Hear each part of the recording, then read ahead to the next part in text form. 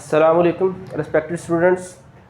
जो पिछला लेक्चर था उसमें मैंने आपको 3x3 मैट्रिक्स के डिटर्मिनेंट्स को इवेलुएट करना सिखाया था। एक्सपेंशन मेथड मैंने आपको बताया था और वहाँ पर हमने माइनर्स एंड को फैक्टर्स को डिस्कस किया था और उसी से हमने डिटर्मिनेंट्स को इवेलुएट किया था। तो उसी के रेलिवेंट जो नेक्स्ट जो है हमारे पास हैं properties of determinants which are useful in evaluating determinants. So देखते हैं कि प्रॉपर्टीज़ ऑफ डिटर्मिनेंट्स क्या हैं या इनकी हेल्प से आप किस तरह से डिटर्मिनेंट को इजीली इवेलुएट कर सकते हैं। Let A B any square matrix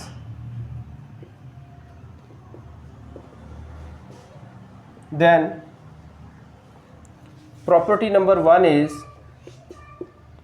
determinant of A and determinant of A transpose are always equal. और इसकी वजह क्या है कि आप किसी भी मैट्रिक्स के डिटर्मिनेंट को किसी रो से एक्सपेंड कर सकते हैं, किसी कॉलम से भी एक्सपेंड कर सकते हैं। तो जब आप किसी मैट्रिक्स का ट्रांसपोज लेते हैं तो रोज़ जो है वो इनफैक्ट कॉलम में कन्वर्ट हो जाती हैं। तो इसलिए अगर आप किसी मैट्रिक्स का ट्रांसपोज लेके फिर डिटर्मिनेंट इवेलुएट करें या डायरेक्ट ए का डिटर्मिनेंट इवेलुएट करें तो सेम होगा। प्रॉपर्टी नंबर 2,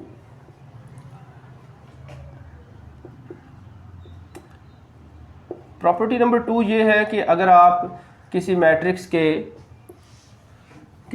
की रोज़ को इंटरचेंज करते हैं, मसलन सिंपली अगर आप किसी आर आई को किसी आर जे से इंटरचेंज करते हैं, मींस सिर्फ आपने किसी दो रोज़ को इंटरचेंज किया है, या आप किसी कॉलम सी आई को किसी कॉलम सी जे से इंटरचेंज कर दें, सिंपली आपने दो रोज़ या दो कॉलम्स को इंटरचेंज कर दिया है, तो जो किस मैट्रिक्स का डिटर्मिनेंट है वो नेगेटिव ऑफ डिटर्मिनेंट ऑफ ए के इक्वल होगा। यानी आपने सिर्फ या रो इंटरचेंज की है या कॉलम इंटरचेंज किया है, एग्जैक्टली आपने ट्रांसपोज कैलकुलेट नहीं किया, तो इस सूरत में मैट्रिक्स का डिटर्मिनेंट जो है वो नेगेटिव ऑफ डिटर्मिनेंट ऑफ ए होगा।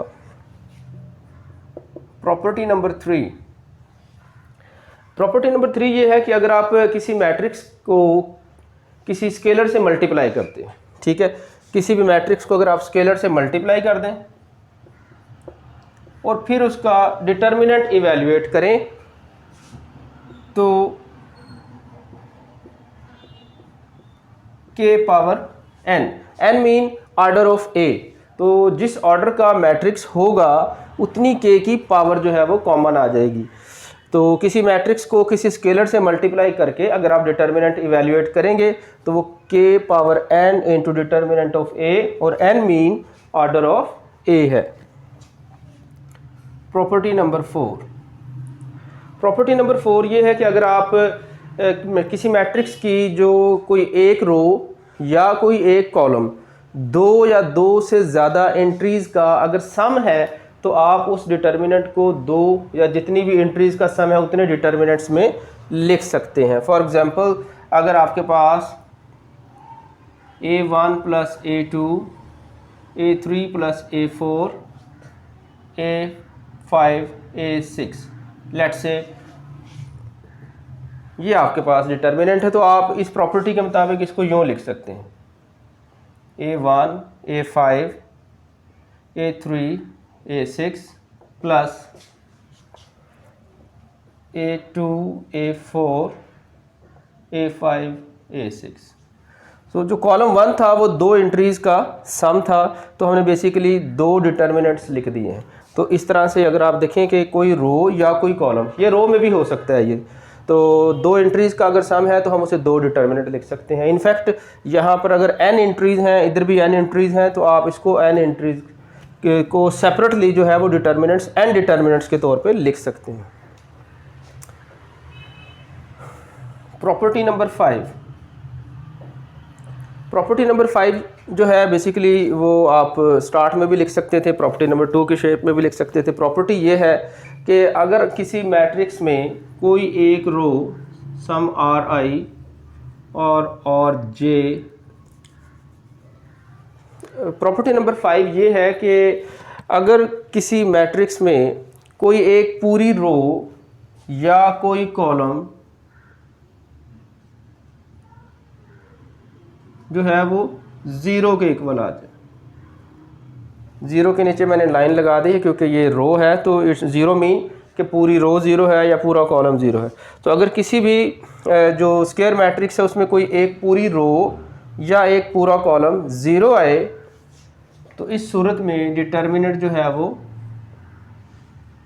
0 होगा। ठीक है, इसको आप यूँ भी समझ सकते हैं कि कोई आर आई और आर जे अगर सेम आ जाए और C I is equal to some C J, means 2 rows और 2 कॉलम्स आर आइडेंटिकल, यानी बिल्कुल सेम हो जाए। इनफैक्ट अगर ये एक दूसरे का मल्टीपल भी हो जाए, यानी कोई आर आई के टाइम आर जे और C I is equal to some scalar K C J, mean कि कोई एक कॉलम किसी दूसरे कॉलम का मल्टीपल बन जाए या कोई एक रो किसी दूसरी रो का मल्टीपल बन जाए, तो इस सूरत में भी जो डिटर्मिनेंट है वो 0 होगा। इनफैक्ट किसी एक रो का 0 होना या किसी एक कॉलम का 0 होना ऐसा ही है कि कोई एक रो किसी दूसरे रो का मल्टीपल हो या कोई एक कॉलम किसी दूसरे कॉलम का मल्टीपल हो। तो ये जो चारों कंडीशंस हैं ये इक्विवेलेंट है। इन केसेस में जो डिटर्मिनेंट है वो 0 होगा। तो ये बेसिक प्रॉपर्टीज़ हैं जो जिनके साथ आप किसी भी डिटर्मिनेंट को जो है वो इवैल्यूएट कर सकते हैं। एक और बड़ी इंपॉर्टेंट प्रॉपर्टी वो ये कि अगर आप किसी रो का कोई मल्टीपल के आर आई और के टाइम्स सी आई, किसी एक रो का मल्टीपल या किसी एक कॉलम का मल्टीपल किसी दूसरी रो या किसी दूसरे कॉलम में ऐड कर दें तो डिटर्मिनेंट पे कोई फ़र्क नहीं पड़ता। मींस क्या, लेट्स से आप कहते हैं आर जे प्लस के टाइम आर आई कर दें और सी जे प्लस के टाइम सी आई, तो डिटर्मिनेंट पे कोई फ़र्क नहीं पड़ेगा। मींस कि जो इनिशियल आपके पास डिटर्मिनेंट ऑफ ए था वो और किसी रो का मल्टीपल किसी दूसरी रो में ऐड करने के बाद आप फिर से डिटर्मिनेंट कैलकुलेट करें तो सेम रिज़ल्ट आपको मिल जाएगा।